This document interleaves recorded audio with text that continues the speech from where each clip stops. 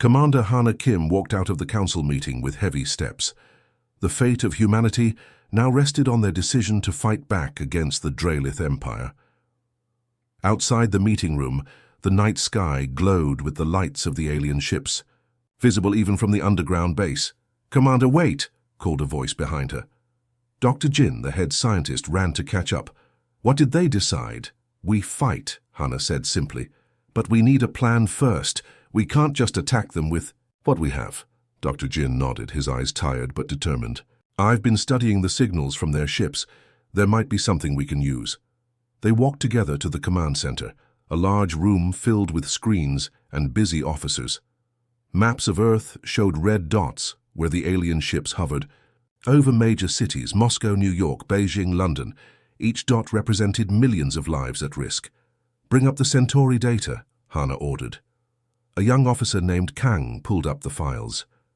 Images of a once beautiful colony world appeared, now barren and lifeless. The Draliths had stripped it of all resources, leaving nothing behind. "They did this even after Centauri surrendered," Hana explained to the room. "We can expect the same." "Treatment." General Park entered, his face pale but composed. "The President has ordered Plan Delta. We have 30 days to prepare." Plan Delta was extreme, a complete fake surrender while secretly preparing for all-out war. It would require perfect coordination and absolute secrecy. "Can we pull it off?" asked Dr. Jin. "We have to," Hana replied, "or there won't be anything left of Earth to save." Over the next days, Hana worked without rest. She studied everything they knew about the Draliths. They were an old species, having conquered many worlds across the galaxy. Their technology was centuries ahead of Earth's. Their society worked like a hive, with lower ranks blindly following orders from above. On the 5th day, a message arrived from Morkel, demanding a meeting with Earth's leaders. "It's too soon," General Park said. "We're not ready to face them." Yet, if we refuse, they might attack immediately," Hana countered. "I'll go." The President agreed, but insisted on a small team. Hana would represent the military, with Dr. Jin for scientific matters and 2 others from the Council. The meeting place was set for neutral ground, a platform built hastily in the middle of the Atlantic Ocean.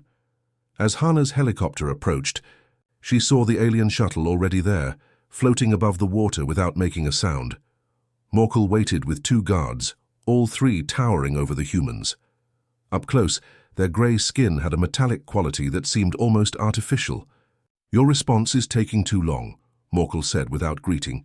"The High Command grows impatient." Hana stepped forward. "We are preparing as ordered, but our world has many nations. Coordinating a global surrender takes time." Morkel's 4 eyes blinked in sequence. "Your primitive divisions are of no concern to us. You have 25 days remaining. We will inspect your progress in 1 week."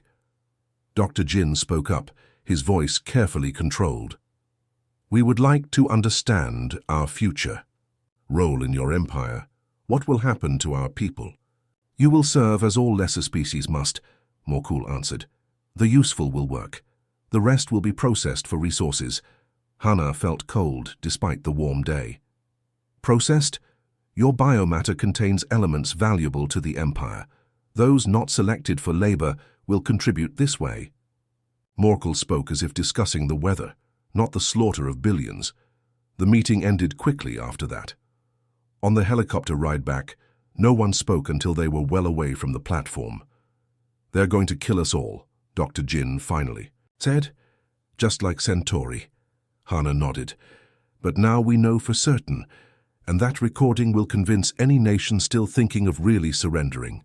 Back at the base, Hana called an emergency meeting with all senior officers. The recording of Morkel's words played for everyone to hear. "This is what we're facing," she told them. "Complete extinction if we don't find a way to fight back.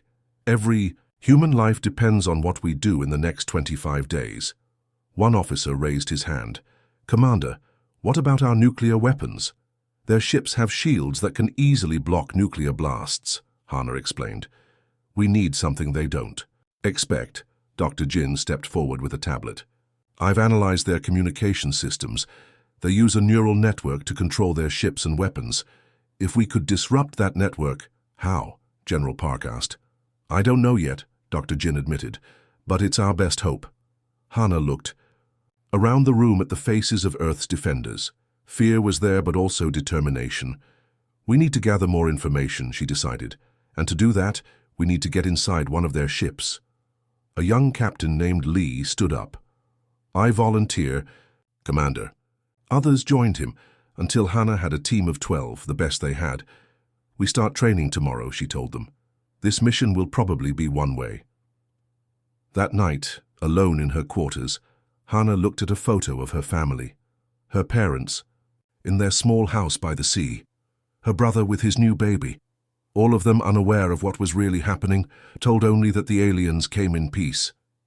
I won't let them take our world, she whispered to the photo, even if I have to burn their empire to ashes. Outside, the alien ships continued their silent watch, waiting for humanity to kneel.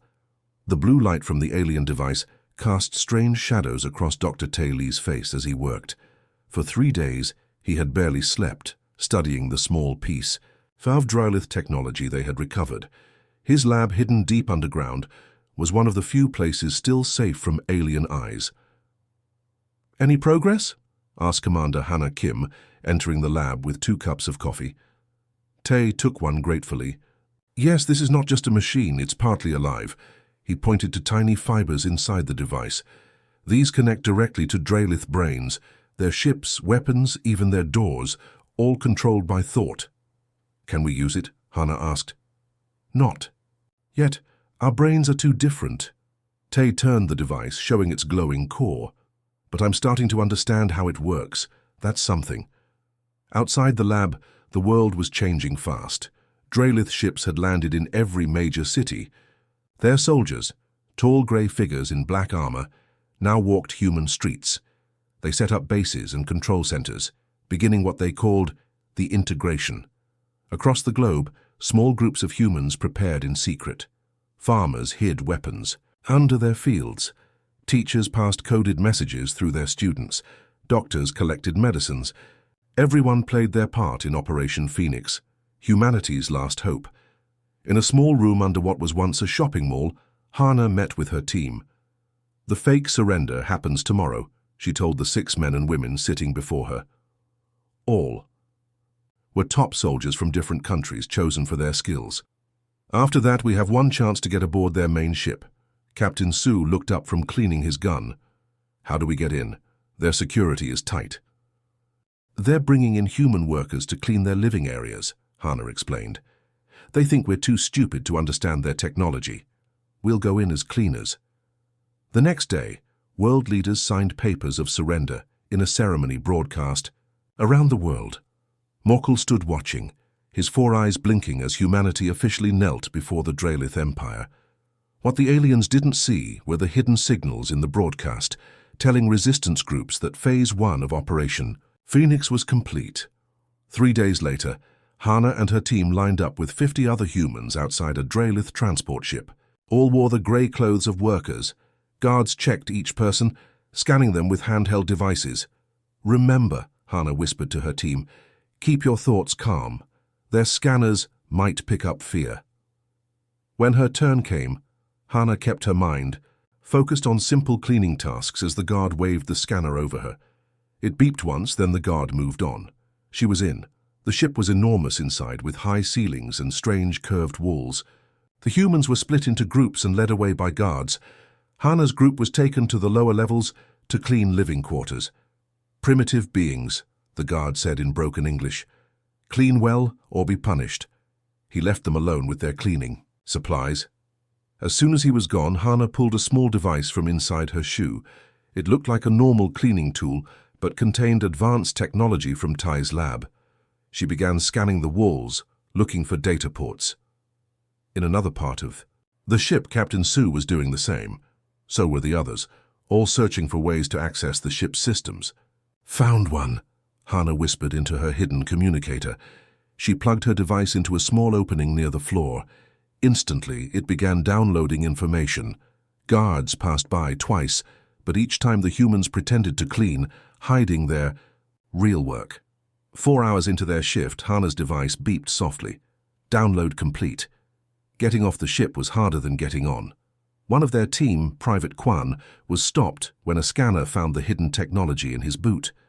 He created a distraction, knocking over cleaning supplies and yelling, allowing the others to slip away with their precious data. Quan never made it back to base. 2 days later, Tay's lab was busy with activity as he analyzed the stolen information. His eyes were red from lack of sleep, but excitement kept him going. "This is amazing," he told Hannah when she brought him food. "Their entire society is connected. The warriors have simple minds, completely controlled by their commanders." He showed her a diagram on his screen. It looked like a pyramid, with lines, connecting different levels. At the bottom are the workers and warriors. They have almost no free will, Tay explained. Above them are sector commanders, who control groups of warriors, then regional commanders who control whole fleets. At the top is the High Command, maybe 5 or 6 individuals who control everything. Hannah studied the diagram. "So if we cut the connection between levels, the lower ranks would be lost, confused," Tay finished, "like cutting the head off a snake. Can we do it?" "Cut the connection?" Hannah asked. Tay pointed to another screen showing brainwave patterns. "Our brains work differently than theirs. When our brain waves get close to their communication frequency, it causes interference, like static on a radio." Hannah remembered how annoyed the guards seemed when working closely with humans. "That's why they keep us at a distance." "Yes, and if we could amplify human brain waves at the right frequency." Tay started typing rapidly, his face lit with new purpose. "We could blind their entire network," Hannah said, understanding now. "We just need to build a device powerful enough." For the first time since the aliens arrived, Hannah felt something close to hope. The Dreliths had told humanity to kneel, and on the surface they had. But underground, in secret labs and hidden bases, humans were planning their rise. "How long? To build a prototype?" Hannah asked. Tay looked at his notes. 2 weeks, maybe less." "Make it 1 week," Hannah said. "Every day they're here, we lose more people." Outside, Drelith ships continued to land, bringing more troops and equipment. The aliens believed their victory was complete. They had no idea what was coming. The burning of Seoul happened first. When the resistance fighters there destroyed a Drelith supply depot, the aliens responded without mercy. The city was gone in minutes, turned to ash by weapons that seemed like magic to human eyes. 12 million lives ended in a flash of light. London and Cairo followed a week later. The message was clear: resist and die. Most of humanity went underground. After that, old mines, subway tunnels, and military bunkers became homes for millions. People learned to live without sunlight, to speak in whispers, to trust no one they didn't know. In a bunker deep under the Rocky Mountains, Dr. Tay Lee hadn't seen the sun in 2 months. His lab was filled with stolen Drelith technology and the tired faces of his research team. They worked day and night, searching for any weakness in the alien systems. "Try it again," Tay said to his assistant Min, who sat with strange metal devices attached to her head. "Focus on the feeling of anger." Min closed her eyes. The Drelith device on the table in front of them flickered, then went dark. "It worked!" Tay jumped up, his exhaustion forgotten. "Get Commander Kim now." When Hannah arrived an hour later, Tay was too excited to sit still. He paced as he explained his discovery. "We've been studying why the Dreliths keep humans at a distance," he said. "It's not just because they think we're dirty or beneath them.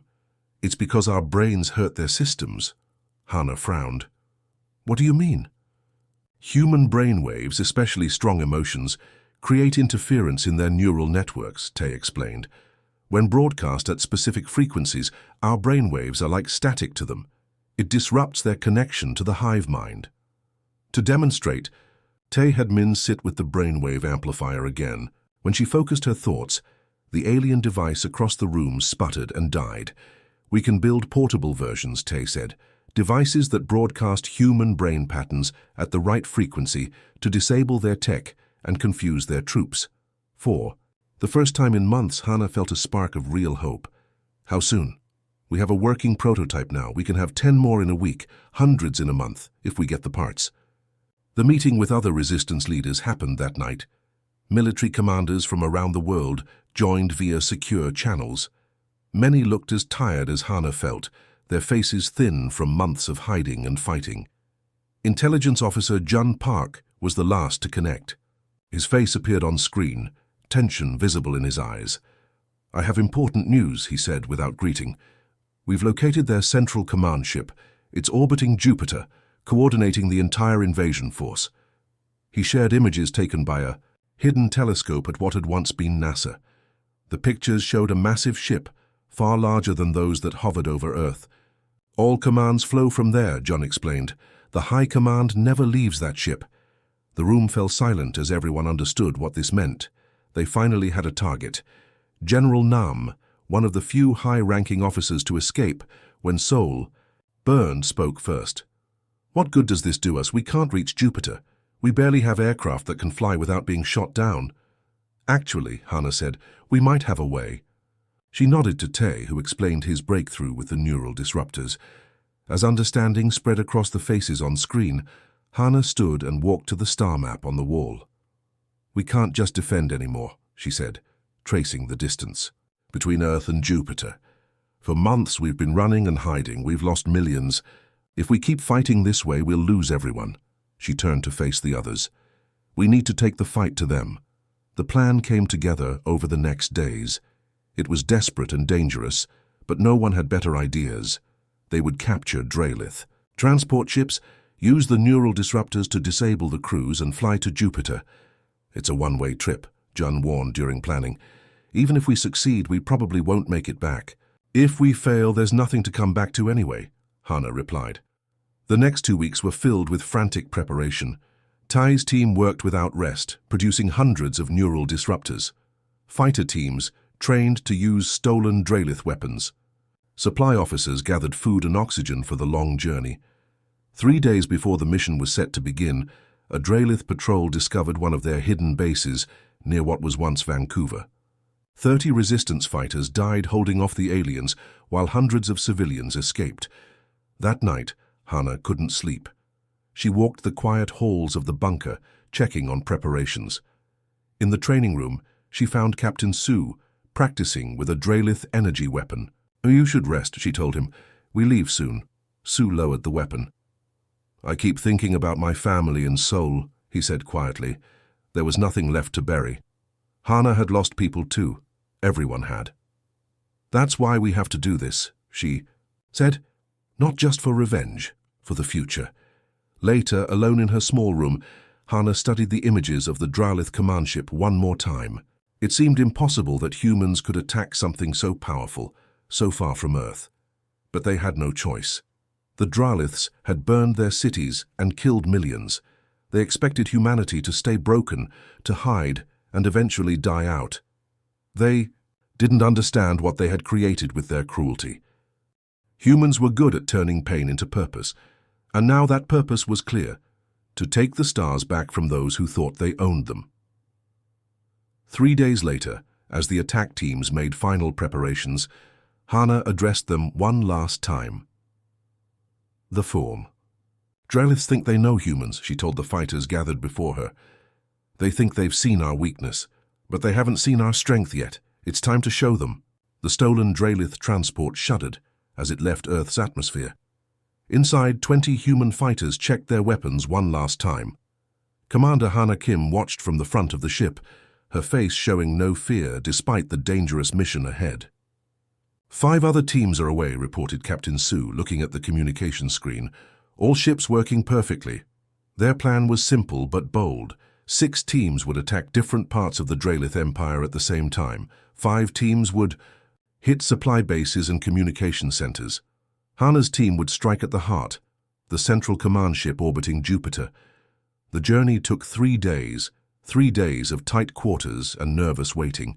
3 days for the Draelith ships they had captured to carry them across the solar system. Dr. Tay had modified the ships so they would not be detected as stolen, but everyone knew that one wrong move would mean death. Yuna, the weapons specialist, spent most of the time checking the neural disruptors. These small devices were their only real advantage. "Will they really work against their main ship?" a young fighter named Day asked her. "They have to," Una replied, not looking up from her work. Or we all die. On the third day, Jupiter came into view. The great gas giant filled their screens, its swirling storms a backdrop to their target, the massive Dralith command ship. "It's huge," someone whispered. The command ship was 10 times larger than any they had seen before. It floated like a dark star against Jupiter's clouds, surrounded by smaller patrol ships. "Remember the plan," Hana told her team. "We go in fast. We use the disruptors to clear a path to the central core. We plant the devices and get out before the system fails." Their ship approached, broadcasting the correct codes that Dr. Tay had stolen months ago. For tense minutes, they waited to see if they would be discovered. "We're cleared to dock," Sue finally reported, his voice tight with relief. As they connected to the massive ship, everyone turned on their neural disruptors. The small devices hummed softly, broadcasting human brain patterns at frequencies that would disrupt Dralith communications. The effect was immediate. As Hana's team entered the command ship, they saw Dralith warriors stumbling and confused. Some clawed at their heads as if in pain. Others simply stood frozen, unable to receive orders. "It's working," Una said with surprise in her voice. "It's working even better than we thought." They moved quickly through the corridors, following the map Dr. Tay had created from stolen data. Any Dralith that tried to stop them was easily overcome. Without their hive mind connection, the aliens fought poorly, like children who had never been in real danger before. They've never had to think for themselves, Hana realized. They've always just followed orders. Deeper into the ship they went. The corridors grew larger, the technology more advanced. Twice they had to hide as groups of higher-ranking Draliths passed, these ones less affected by the disruptors. "The commanders have stronger mental shields," Una explained. "Our devices won't work as well on them." At a junction of hallways, they faced their first real fight. 6 Dralith commanders blocked their path, carrying weapons that fired bursts of energy. 2 humans fell in the first volley. "Increase disruptor power," Hana ordered, firing her own stolen Dralith weapon. Una adjusted her device and the aliens visibly staggered. It gave the humans just enough advantage to win the fight, but at a cost. 3 more team members were badly wounded. "Keep going," said one of the injured, a woman named Mi. "We'll hold this position as long as we can." With a smaller team now, Hana pushed forward. The ship's core wasn't far. They reached a massive door that glowed with blue light. "This is it," said Sue, checking the map. "The central processing core should be through here." Opening the door required a Dralith hand. They used one taken from a dead commander, pressing it against the scanner. The door slid open to reveal a vast chamber filled with pulsing light. At its center was a crystal structure larger than a house, glowing with power. "That's the main neural network," Una said, "the brain of their entire empire.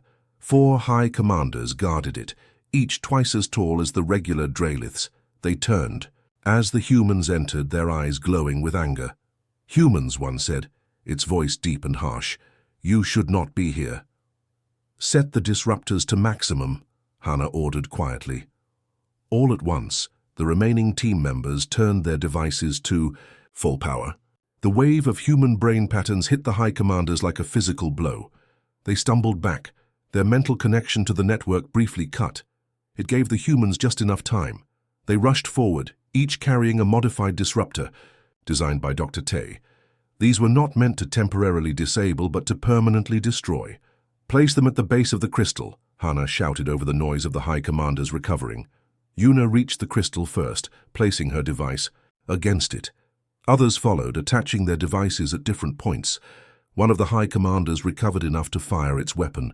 Captain Sue fell, a smoking hole in his chest. Another human was caught moments later. "Set the timer," Hana called to Una, firing her weapon to give cover. 10 minutes, Una replied, tapping the controls on the last device. "We need to go now." Getting out was harder than getting in. The high commanders had raised an alarm, and less affected Draliths were organizing to stop them. The humans fought their way back, their numbers dwindling with each encounter. By the time they reached their ship, only Hana, Una, and 2 others remained from the original 20. "We can't leave yet," Hana said as they sealed the ship's door. "We need to see if it works." From the safety of their ship, they watched the status screens. At first, nothing seemed to happen. Then, slowly, lights began going out across the command ship. System after system failed as the modified disruptors did their work, sending destructive signals through the neural network. "It's working," Una whispered. "The cascade is starting. All across the solar system, Dralith ships and bases would soon lose connection to their commanders. Without orders, the lower ranks would be lost, confused, easy to defeat." As their ship pulled away from the now darkening command vessel, Hannah looked back at the massive structure. "For Earth," she said quietly. "For everyone we lost." Behind them, the first explosions began to bloom against the backdrop of Jupiter's eternal storms. The news of victory spread slowly at first. On Earth, humans emerged from hiding to find confused Dralith warriors wandering without purpose. Some fought back blindly, but most simply stood still, waiting for orders that would never come. 3 weeks passed as humanity reclaimed their world. Cities still lay in ruins, but people worked together to rebuild. The resistance fighters became heroes, though many had not returned from their missions. Hannah and her small team were the last to come home. Their ship, damaged during their escape from Jupiter, took longer to make the journey back. When they finally landed, cheering crowds greeted them despite the rain that fell that day. "You did it," Dr. Tay said, meeting them at the landing site. He looked older than when they had left, his face lined with new wrinkles. "The Draliths are defeated everywhere." "Not just here," said Una, stepping down from the ship. "We've received messages from other worlds. When the command structure fell, all the conquered planets rose up. It was strange to walk freely again, under the open sky. For months, humans had lived in shadows and whispers. Now they rebuilt in daylight, singing work songs as they cleared away the remains of war. 1 week later, a message arrived from the remains of the Dralith fleet.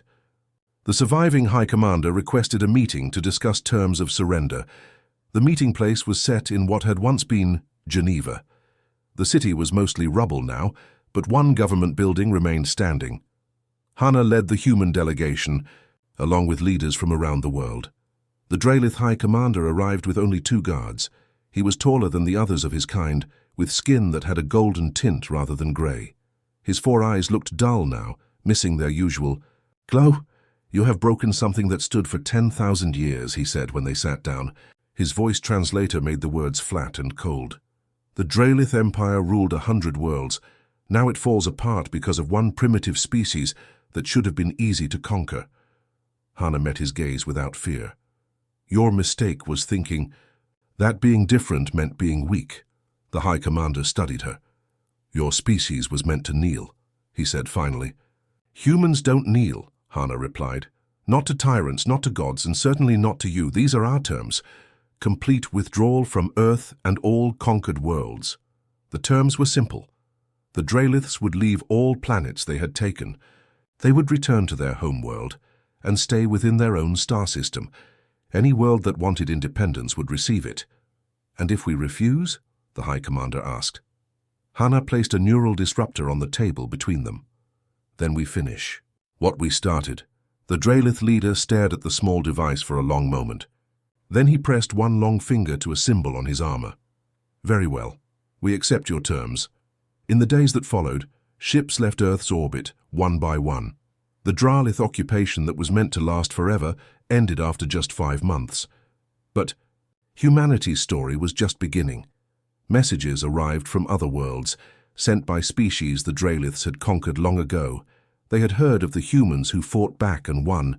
They wanted to learn, to trade, to become allies. Dr. Tay's research team grew as scientists from around the world joined him. Together, they studied the left-behind Dralith technology. "Their ships use a form of gravity control we never imagined," he explained to Hannah during a lab visit. "With it, we can build vessels that travel faster and farther than anything humans have made before." Workers converted Dralith bases into research centers. Former resistance fighters became explorers. Children who had hidden underground now looked to the stars with hope instead of fear. 6 months after the Draliths left, representatives from 7 alien worlds arrived on Earth. Each species was different, some with tentacles instead of arms, others with scales instead of skin, but all had one thing in common. They had lived under Dralith rule and now were free. "We wish to form an alliance," said the representative from a world called Near. With Earth leading the way, the alliance became official 3 months later. 12 worlds in total, united in friendship and protection. None would ever kneel to another again. 1 year after the Draliths first appeared in Earth's skies, Hana stood on the observation deck of humanity's first true starship, built with knowledge gained from Dralith technology, but improved by human creativity.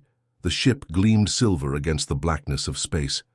Dr. Tay stood beside her, looking at the stars through the large window.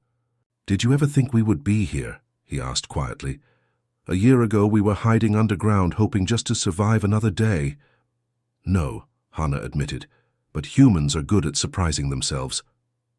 Captain Du, who had lost a brother in Seoul, approached them. "The ship is ready, Commander. All systems check out. We can leave when you give the word." Hana nodded, thinking of all they had lost and all they had gained. Cities still being rebuilt, families still mourning, but also new friends among the stars, new knowledge, new purpose. "They told humanity to kneel," she said quietly. "Instead, we burned their worlds to ash." She turned from the window to face her crew. "And from those ashes, we'll build something better, something that will last." The starship engines hummed to life, ready to carry humans beyond their solar system for the first time, not as conquerors like the Draliths, but as explorers and friends. "Take us out, Captain," Hana ordered. The ship moved forward, leaving Earth behind but carrying its spirit outward to the waiting stars. The end.